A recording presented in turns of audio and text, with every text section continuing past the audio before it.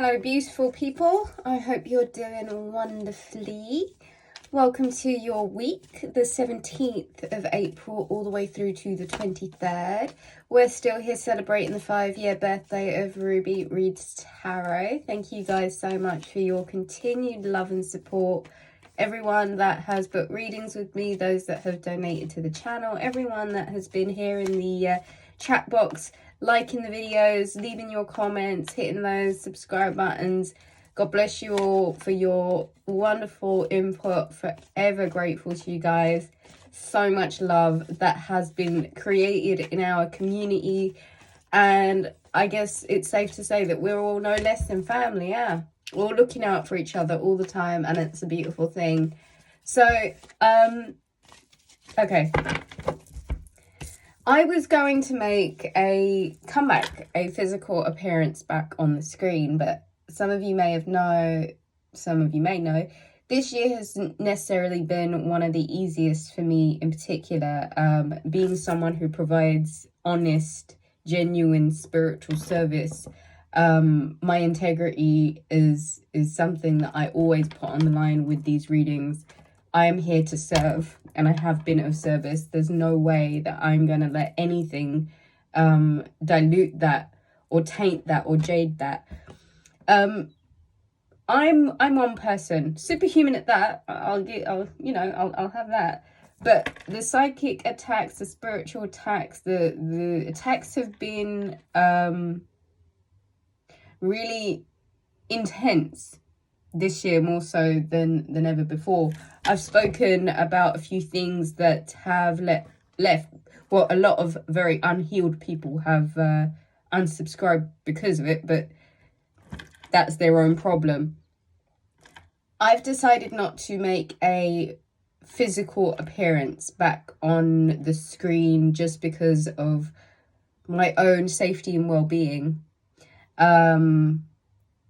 And that's not a win for the enemy. That's absolutely not a win for the enemy. It's a win for us, because it means that I am allowed to have a level of security to be able to continue doing these videos and these readings. YouTube has been really unfair. They have lowered the view counts, which means that the videos are not getting promoted as much, which means people are not getting this information, and it's really important that they do. They're not paying me, and that, I think, has been one of the greatest injustices I have ever really experienced in my entire life, because I've never worked for someone and had them not pay me. YouTube has literally been paying me peanuts, and this whole spiritual service has been something that I have been paying off of my own back, aside to those that have been booking readings and making donations towards the channel. This is spiritual warfare, and as much as I would like to pretend everything is hunky-dory, there is a facet of us turning a bit of a corner this year in particular, with our authority over our own lives. It's very, very important that everyone maintain sovereignty in this time. I'm not a slave to YouTube, and I'm not a slave to anybody else, but I've been doing this work with genuine sincerity and the hope that it really helps people, helps you guys. If it's done that, then I know that I've achieved what I set out for when I started this channel. One of the reasons why I started this channel was because I was really, really getting quite fed up of all of the negative talk that Virgo was being fed on a regular by different tarot readers, projecting negativity onto Virgo for jealousy reasons, or God knows what other kind of demonic reasons they have. I felt like the world needed a Ruby the Virgo world especially needed a Ruby to just be a friend and give some genuine, authentic, true advice that you would go to your older sister or your friend or your auntie to go and get. YouTube has made it nearly impossible for me to live off of this. And my loved ones are really kind of getting a bit fed up of all of this, and they're beginning to say that YouTube doesn't deserve me and the world doesn't deserve me. And I have insisted to keep on doing this, but I've kind of got to the end of my tether a little bit as well, because if everybody else can expect to put work in and get money out of it, then I'm no different. Do you know what I mean? It's not fair that I should have to rely on other people to look after me when the work hasn't stopped. The work has consistently been there. But what I am owed, I'm not getting. If you know anything more about this, you can feel free to reach out to me. Recently, there was an individual who I'm not going to name his name, but he's a piece of shit, who's been trying to mess with the business, and he's been creating problems for Ruby Reads Tarot. But the wonderful thing about being from a lineage of healers is that we're really, really good at rebuking spiritual attacks and psychic attacks and all of the kind of negativity sent towards us. So I think more so than ever, it's been necessary to have the defenses up, which is just exhausting, right? We're now going into the 5th month of the year, and I need my energy for my life. Like, a lot of people, if I even begin to tell you guys what I have been through since you last saw me, I'm sure I'd get a bigger round of applause than what I'm getting at the moment. Justice is justice, and this channel was set up with the best of intentions, and it's had a lot of unnecessary hate, a lot of unnecessary obstacles put in the way, and that only reiterates to me just the greatness and the necessariness of this particular work. If you have enjoyed this channel, if you do enjoy this channel, if you would like to continue seeing it, you know, donations to the channel will be so greatly appreciated. And yeah, book a reading at rubyreadstarot.com. There's now CBD products available there also. Take a deep breath in with me. Whew. And let's get some energy for Monday. That is the, oh look, there's 3 cards here. For Monday the 17th of April, that's the 8 of Pentacles, the 4 of Pentacles, and the 5 of Pentacles. So it's almost as if a work situation that may have been stuck, or somewhere that needed you to get into the zone, is requiring a bit of a stepping out of a pauper mentality, a lack mindset, and kind of letting go of situations and the way things were. For Tuesday's energy, that's the High Priestess. And on Tuesday, the Sun in Aries is sextiling Neptune and Pisces. And so this is a really good day for you to explore your feelings.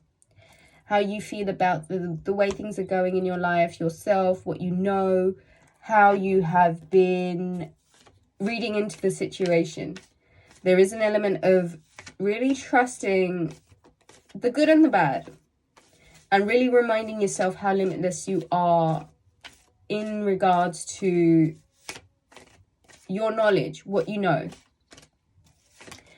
On the 19th, there is a new moon solar eclipse in the sign of Aries, which is a brand new beginning, right? It's one of those times that's really good for healing. It's one of those times that's really good at awakening your passion. And it's also one of those really good times where you might feel this need to rage against the machine and break false alliances and fight back. And I would say, don't be afraid to get to the top. This is a very, very, very positive aspect, and it is in the 8th house. And on the 19th, that is the Wheel of Fortune. There is a change in the tide, a change in the winds, a change of your luck. This is great, great, great news, because it means that these are fortunate, positive aspects. This is in the 8th house, so it is shared assets also. So there is some sort of lucky, fortunate win. There is something that is about to, you know, be very lucky for you. Something that is quite fortunate and something that means what has been down must come up. On the 20th, the sun enters the sign of steady, grounded, pragmatic, and pleasure and appreciation-seeking Taurus. And so here we are. We are now entered Taurus season, and that is it. It's time to get your head down and get to work. What are you growing? It requires you to get a bit still. It requires you to really get into the TLC, the R&R that's required from you. Focus on your own garden, tending to your own garden. This Taurus season, you may be sowing a lot of seeds, planting a lot of seeds, and watching them grow. But that is going to require your energy and attention. And it's also going to require a side of you that means that you are focused and dedicated on what it is that you want to grow.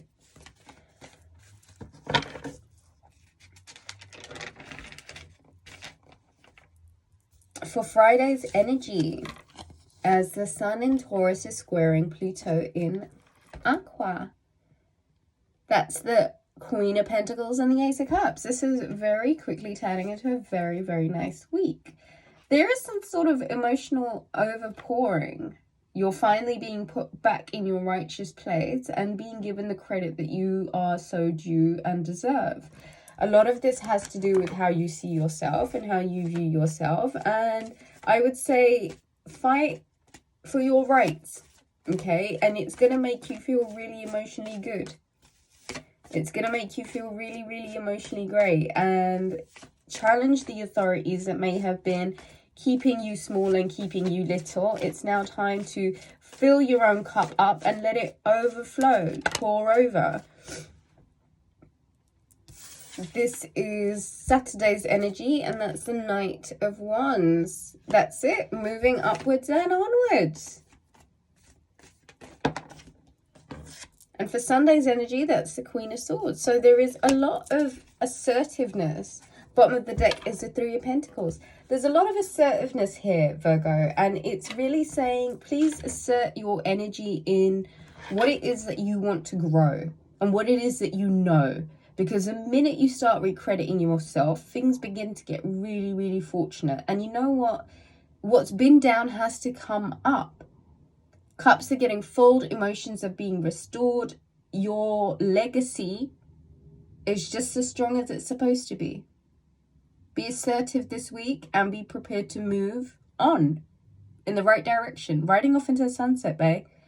If you enjoy the reading, do give it a thumbs up. If you would like to book a reading, visit rubyreadstarot.com. Leave me a comment. Let me know how you guys are doing. I love you guys. Thank you for all your love and support. Happy birthday, Ruby Reads Tarot.